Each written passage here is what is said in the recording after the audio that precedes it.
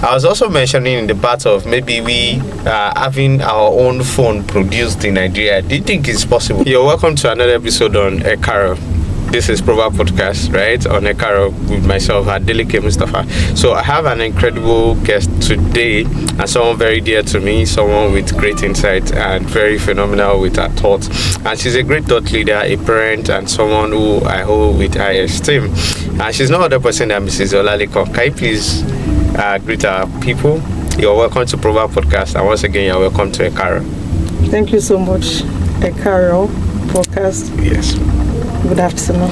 Thank you for being here. Thank you for your time and finding a little time for us despite your busy schedule. We really do appreciate. Thank you so much for coming. It's my pleasure. All right. And our topic today, we are talking about educational trap, right? And we are now asking a question under that theme: that are we raising job seekers or problem solvers? And why do we come up with that topic is, okay, in the current world today, and if you look at Nigeria generally, we know that there's a lot of problems, right? From even the educational sector itself to the business world, to the different industry, both industrial world, the finance. There are a lot of issues here and there. So, and I feel like, okay, in that space that there are a lot of problems is also what's called an opportunity, kind of. So based on our educational system, it's supposed to have been centered in a way to be able to create people that will be able to solve these problems. So my question now is that, are we truly raising job seekers or we are raising problem solvers? What are your thoughts, man? To some length, I would say Nigeria educational system is raising job seeker. Okay. Not problem solver. Because what I see is that most educational system are preparing students for examination, memorization, and graduation. Yeah. And after that, what they always think is that, let me seek for a job. Yeah. Rather than be someone that will identify your problem with critical thinking and provide solution to the problem. If this our educational system is not well blended, in fact, Nigeria, if we continue this way, I'm not sure we get to that level which we raise problem solver. So that is what I have to say on that now. Okay, so you actually said a lot, even despite in a little form, right? For our critical thinkers that are following us, they'll quite understand and pick up those points. So, and first off, I want to be like, okay, let us even look at the curricular system that engineer the education system we work with. Do you think that the curricular system is actually designed in a way that will enable people to first even see problems in around them and also be opened to the mind of seeing the opportunities within that framework of problems? The curriculum that we have currently now, as I said earlier on, still need to blend it. Because the curriculum is not in a way in which at the end of the 4 years or whatever years institution, they will be a problem solver. So they see it for innovations, creativity. Yeah. So that when they come out, they're able to be problem solver. Presently now, majority of them are not problem solvers. I think that comes with that narrative that they will say that, oh, school is a scam, kind of. So do you think with this explanation, will you narrate school is not a scam. Okay.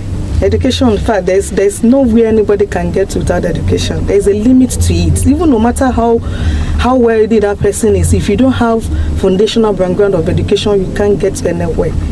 So, in fact, school is not a scam. It is not a scam.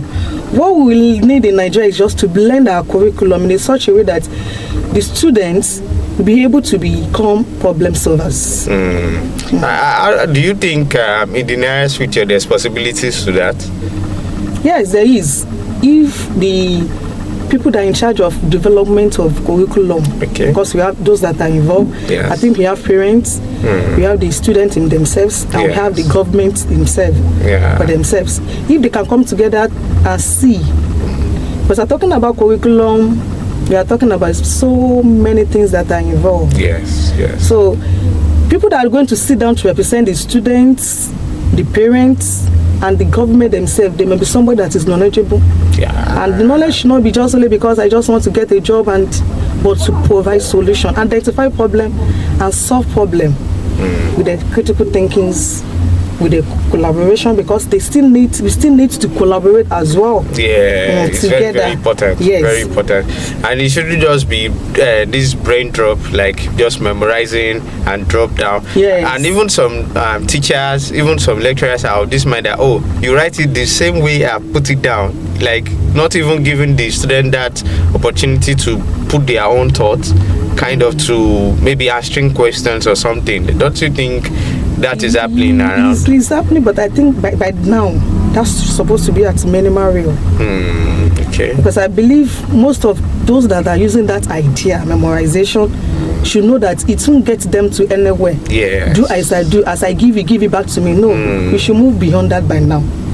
So it's happening, but I believe it's not in. It should be at minimal. Field lecturers should be the one that is not the best. Let me put it that way, because that will not let that child to develop. Yeah. You'll not be able to identify or even thinking of providing solution, because you just want to do it the way your lecturer give it to me. The way I give it to you. No. Okay, so there was even a time I was actually checking online, and there's this popular fashion designer, that's TDA. So according to him, he said he was able to get scholarship, and he traveled to Russia to study. And he said their educational system there is very rigid. And how do you mean rigid? Not that it's bad, but he said what they do is like they give a system. Their system is designed in a way that, for example, let's say this mic, they are trying to teach them on how a mic work and everything. So apart from teaching them the paperwork of documenting, writing, the theory part, one of the lecturer could just give them a spoilt mic and ask them to recouple.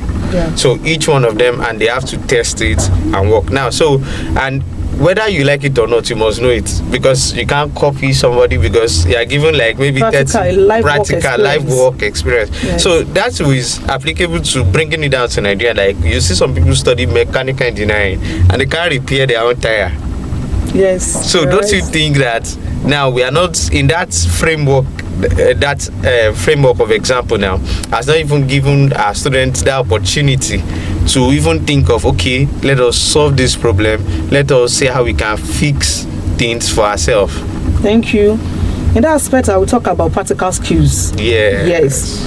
So that's what I'm saying, we need to blend, we need innovations, we need creativity.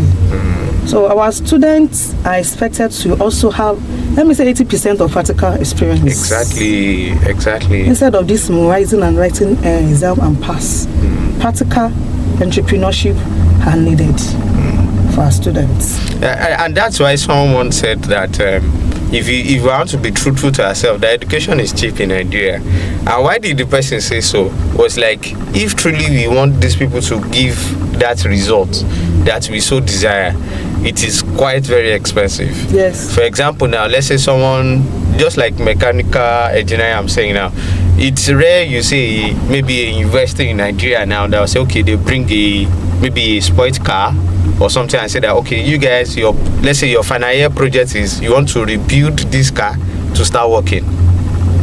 Like, if at all you don't want to use it individual based on cost, we can say that, okay, each one of you, maybe group A, 10 people, group B, another 10 people, you have to, maybe some people will fix this tire, some people will fix this engine, and that kind of thing. But the goal is this car must work. So I feel like if we can inculcate that, it will bring that creativity, that practical skill. But we are not seeing that, so to say, around, except some few schools that really do that, but they might be on the high side. So how do you think we can put that into this system that will help our students to be more creative? Thank you. If I can get you, I said, is it possible? Yes, it's possible. And that is where collaboration comes in. Yeah. We need the government, we need the parents, and we need the NGOs. If you have these people on ground, and they can just get car, as you said now, and dismantle, give to the student, mechanical engineering students to assemble it and make sure it works. It is expensive, fine, but it is achievable through collaboration, the parent, the government, and the NGOs. It's like, okay, in order to go deep and try to open people's mind into the possibilities of what is capable around us, is that first thing is I think we need to inculcate this practical skill to primary level. Yes. I don't know if that is possible. Yes. Because there's one time that I also stumbled on this I think crèche for Nigeria. Someone combined it online, like crèche in primary school, crèche in Nigeria and crèche in I think China or thereabouts. So, but the narrative there is different.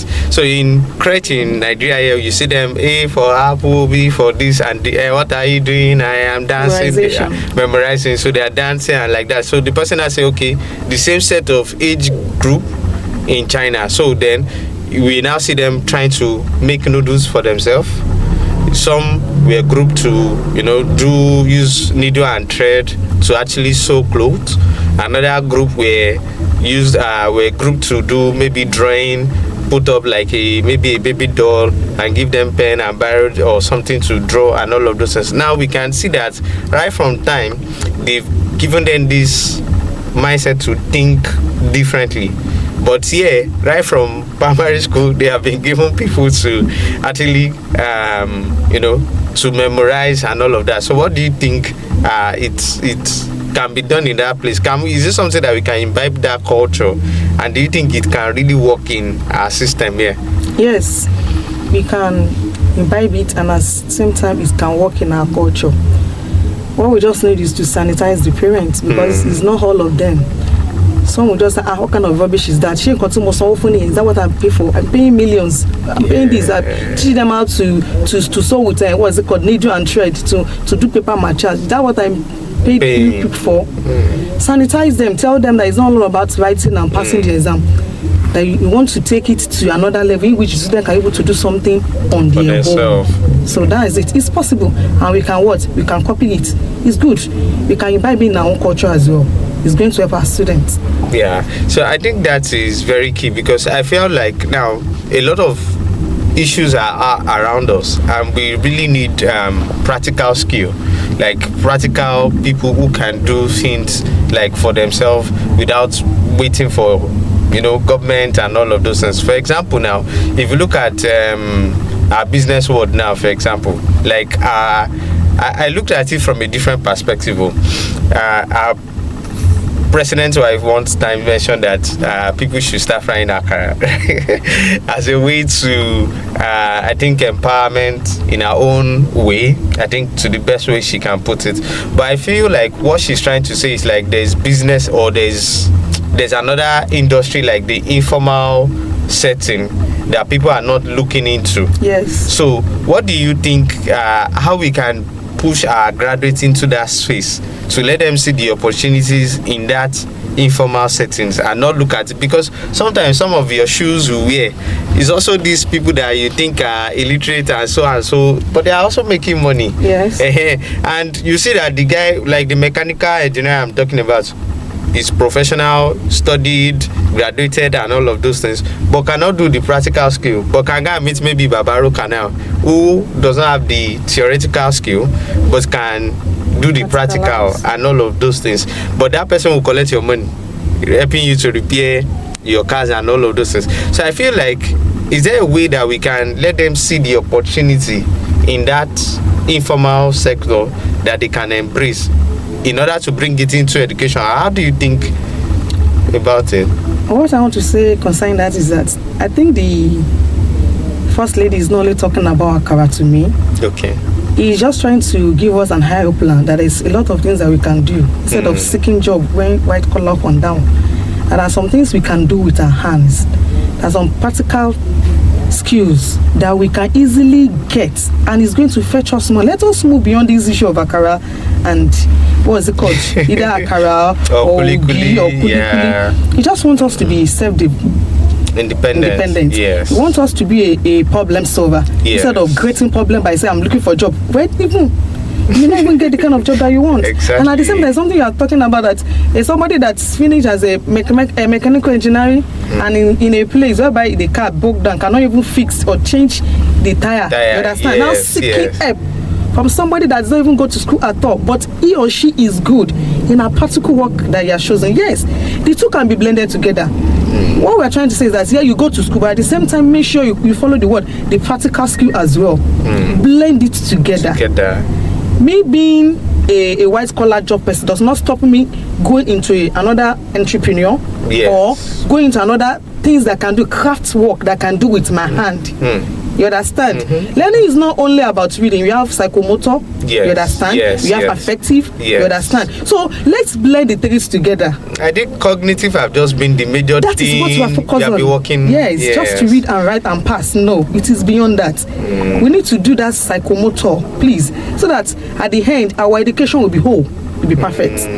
So you're able to claim that yes, I'm a graduate, and at the same time, when it comes to the field work, I can do it. Exactly. So, and I think we just want to also applaud our lecturers to please help us inculcate this practical skill into whatever they are teaching them. It might not be too much, but at least in a little way. Or maybe like, for example, maybe like all this IT they do, CWES and all of those things, they could rather go push them to all these where they can learn the practical aspects and not allow them go to the, the suit and tie environment, the corporate world like that. They should go to the practical market itself so that they'll be able to see the real problems and how they can, this is what I learned in so and so, this is how it can be applied and all of those things. I think all of those things are very, very key. Just like, for example, now if you look at medicine now, you cannot say you want to study medicine and not do the practical, because how do you want to treat someone so I think that should also cut across every other discipline. Or what are your thoughts, ma? Yes, I agree with you. That is needed. We need to work on that as well. That our lecturers, they should give room for practicals. Okay. No profession, no job, nothing you go study for school. You just have to have a practical aspect. Yes. So when it's time for them to go for the high T, if they submit a place to me as a lecturer that I want to go out to a school, that I want to go and do my CWES or my IT in a place, and you know that this will not enhance or will not give him or her the practical skill that you want, they should not approve, and they should be proper monitoring to see that they're going there. Not just approve, make sure that there should be a monitoring team or follow up that will know that is this child resuming at that particular place that he or she has put down towards to do the IT or the CWES. Definitely that must be. In fact, I look forward for that. That's a place whereby a student will be asked to go and do the CWES or the IT, and the school will come, not looking at the surroundings. Maybe that place is below my standard. I have a lot of work to do. No, just find time to look, to check if that student is really there doing what he's supposed to do as practical skill is needed for him or her. Okay, so I want us to dive a little bit into parenting, in the sense that some parents are of this mindset like, no,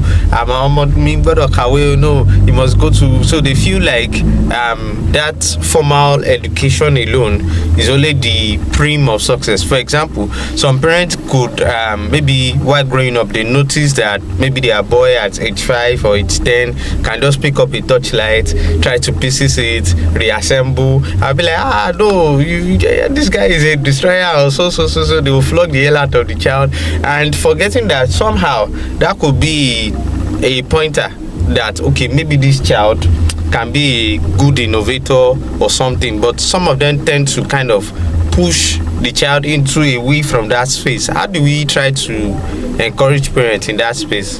What I would say is that as a parent, let us give room for our children.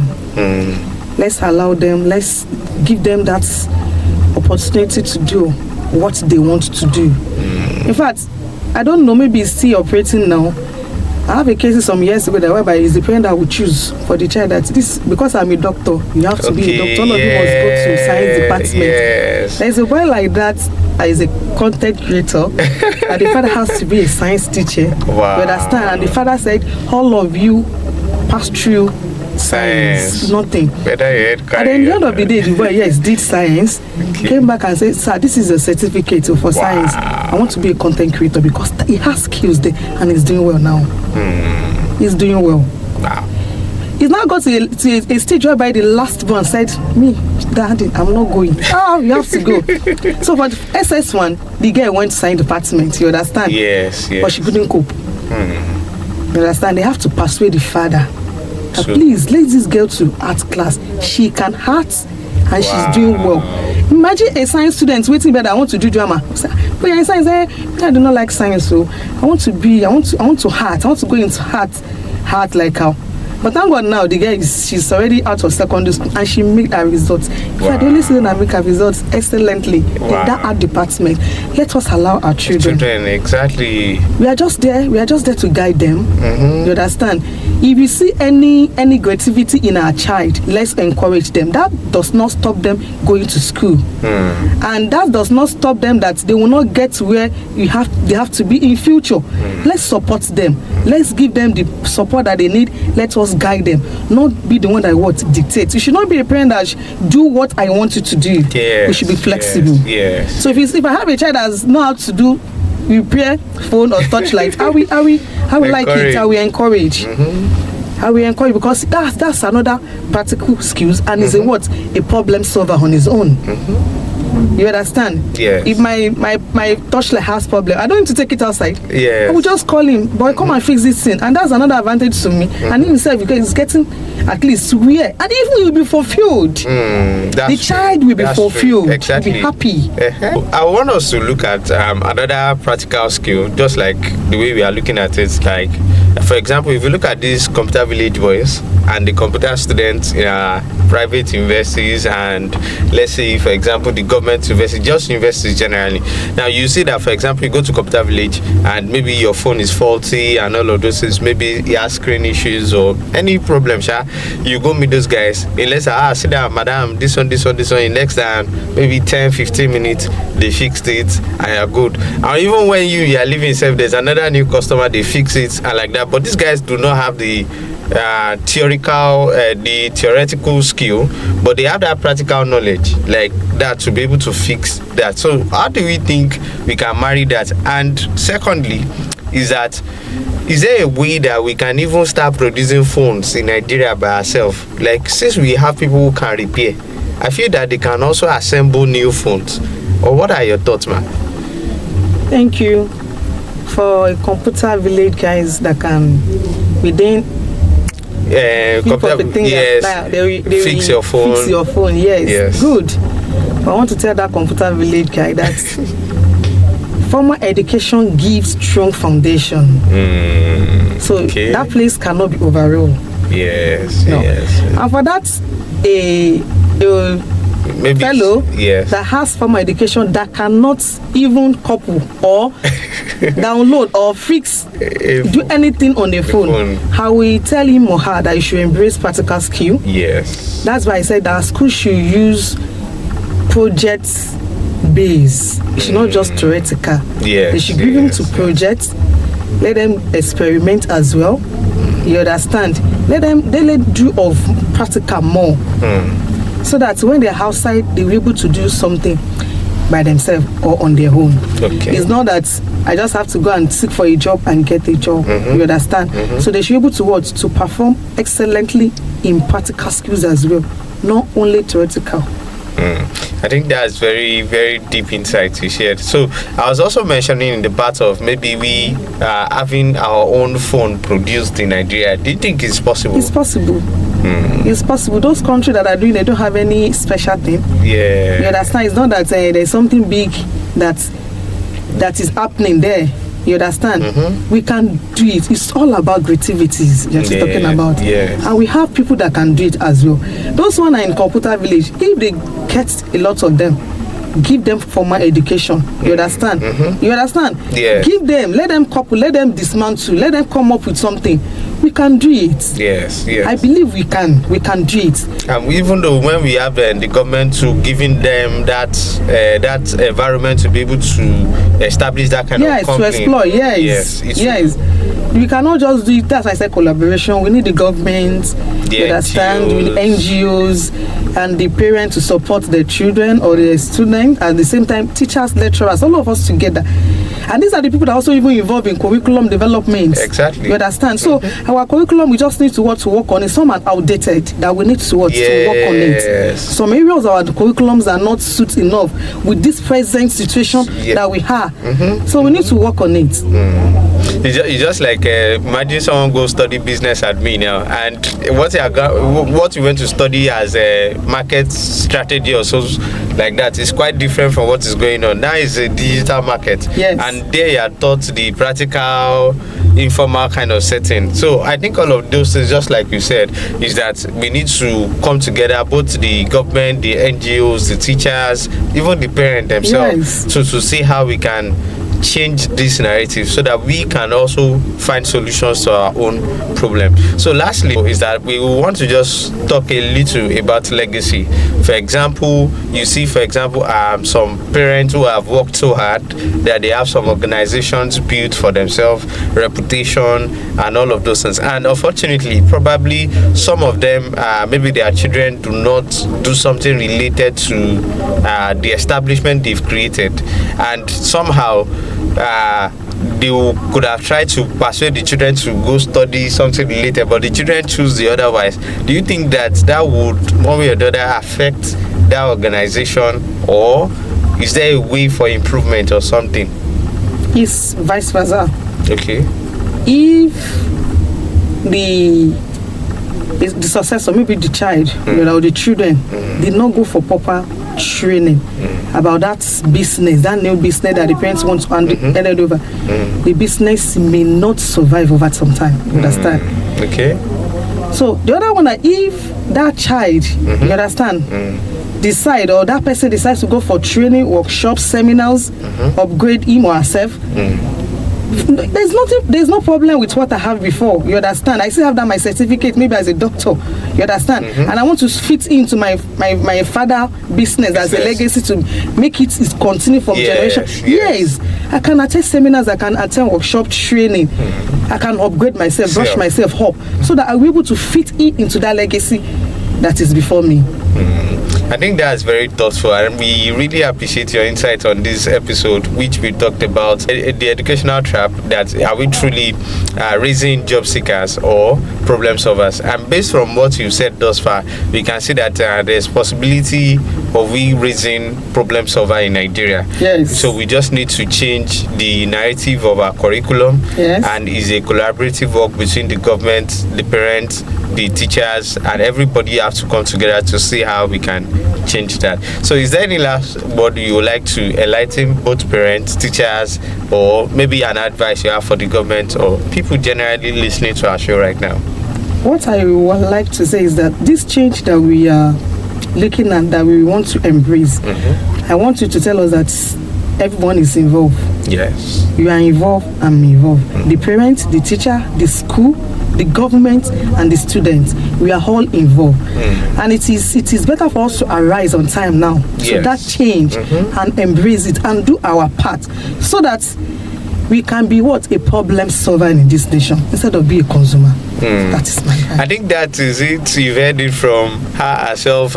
Yes, we can all solve our problems only when we take the narrative and change our mindset to come together as a people and find solutions to our problem, and not just be a consumer but be a producer. So that will be a wrap on today's episode, and I want to implore you to please follow us on all our social platforms for subsequent episode on Ekaro. I remain my humble self, Adeleke Mustafa Ekaro.